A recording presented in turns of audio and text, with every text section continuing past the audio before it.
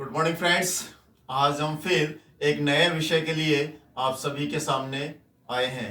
उस नए विषय का नाम है साइटिका। साइटिका का पार्ट 1 मैं आप एक वीक पहले यूट्यूब पे अपलोड कर चुका हूं। साइटिका पार्ट 2 यानी उसमें भी मैंने साइटिका के बारे में बताया था। आज साइटिका पार्ट 2 बताऊंगा कि अगर कुछ सिम्टम ऐसे होते हैं जिनको ठीक करने के अंदर हमें ज्यादा समस्या आती हैं तो उनको कैसे ठीक किया जाए। कुछ कॉल्स मेरे पास आती हैं फ्रेंड्स कि साइटिका मिट गई थी, हमने कहीं न्यूरोपैथी के पास, फिजियोथेरेपी के पास, योग चिकित्सक के पास गए और फायदा आ गया था, लेकिन वापस से साइटिका हो गई 1-2 महीने बाद।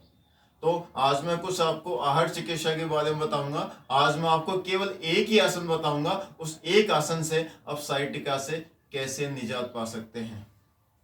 दोस्तों सपोज कीजिए कि आपके लेफ्ट पांव में दिक्कत है, यानी लेफ्ट वाले पांव के अंदर आपको साइटिका है। साइटिका आपके हिप बोन में से निकल के यहां से थाइज में से होते हुए, घुटने में से होते हुए, यहां से होते हुए एडी वाले भाग तक बहुत जबरदस्त पेन होता है। फिर आपके लिटिल फिंगर और पांव के अंगूठे तक वो पेन बहुत ऐसे नहीं होता है, पांव में झंझनाहट होती है और बहुत बेचैनी वाली स्थिति आ जाती है। सपोज कीजिए आपके लेफ्ट पांव में साइटिका है, आपने पांव को यूं उठाया, ठीक है फ्रेंड्स, यहां तक समझ गए। फिर इस हाथ से यानी उसी हाथ से आपने दबाया यूं, ओके। अब इस पांव की दिशा में ये वाला हाथ आप यूं ले गए, इसमें धीरे धीरे आपको नीचे आना है। बस फ्रेंड्स ध्यान ये रखना है कि आपकी गर्दन नीचे नहीं जानी चाहिए, यानी ये वाला पार्ट है ये आपका यूं नहीं होना चाहिए, सामने निगाहें सामने रहेंगी और धीरे धीरे आइए, धीरे धीरे आइए। और जहां अंतिम तनाव वाली स्थिति आ जाए वहां जाके आपको होल्ड करना है और 20 तक गिनती बोलनी है आपको। 1 2 3 4 5 6 7 8 9 10 11 12 13 14 15 16 17 18 90। फिर श्वास लेते हुए वापस अपने स्थान पे आ जाएं, यानी श्वास आपको नॉर्मली, आपको ब्रीथिंग नॉर्मली चलती रहेगी। फिर एक दफा रिपीट करते हैं दोस्तों। मान लीजिए आपको लेफ्ट पांव में सियाटिका की दिक्कत है, लेफ्ट पांव को आपने राइट पांव के घुटने पे रख दिया, ओके। इस घुटने को आपको, जिस पांव में आपका साइटिका है उस पांव को आपको ये दबाया यूं, ये एल बढ़ना चाहिए आपका यहाँ पे, ठीक है, यहां आपने दबाया और इस पांव का ये जो एंगल बनता है इस एंगल में आपका हाथ जाएगा और गर्दन आपके नीचे नहीं झुकेगी, गर्दन सामने रहेगी, निगाहें सामने। 1 2, ये दबाव आपका लगातार इस पांव पे, घुटने पे दबाव लगातार आपका बढ़ेगा।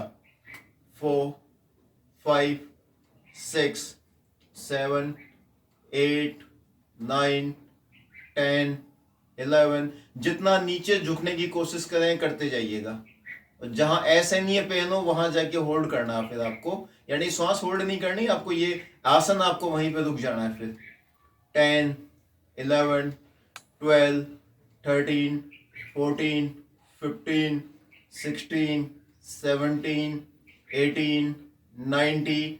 फिर लंबा सांस लेते हुए फिर आप अपने आसन पे आ जाएं, पाँव को नीचे रख लें। ऐसे आपको कम से कम 20-22 दफे सुबह और 20-22 दफे शाम को करना है। मेरे वीडियो को आप एक दफा नहीं 10 दफा देखें, इस आसन से आपको गजब का फायदा आएगा, केवल सिंगल एक आसन करने से सियाटिका में। अब एक सवाल आप लोगों का होता है कि सब हम किसी न्यूरोपैथी वाले के पास गए और किसी फिजियोथेरेपी के पास गए या योग चिकित्सक के पास गए, हमारा सियाटिका ठीक हो गया था, लेकिन महीने 2 महीने 3 महीने बाद वापस से हो गया।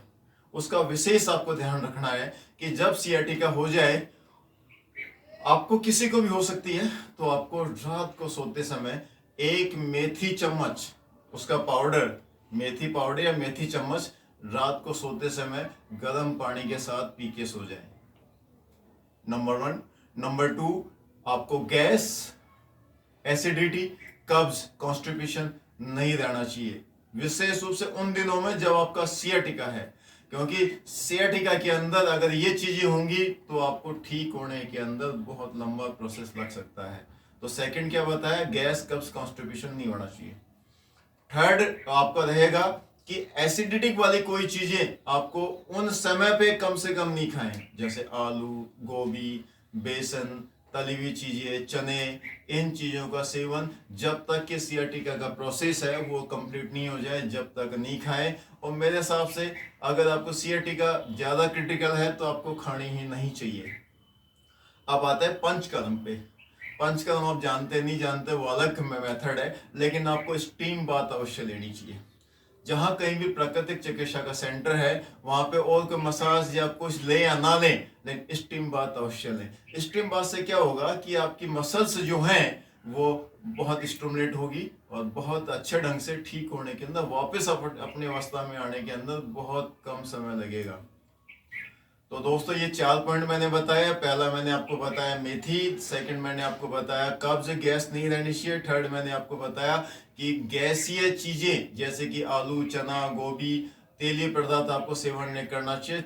फोर्थ आपको मैंने बताया कि आपको स्टीम बाथ अवश्य लेना चाहिए।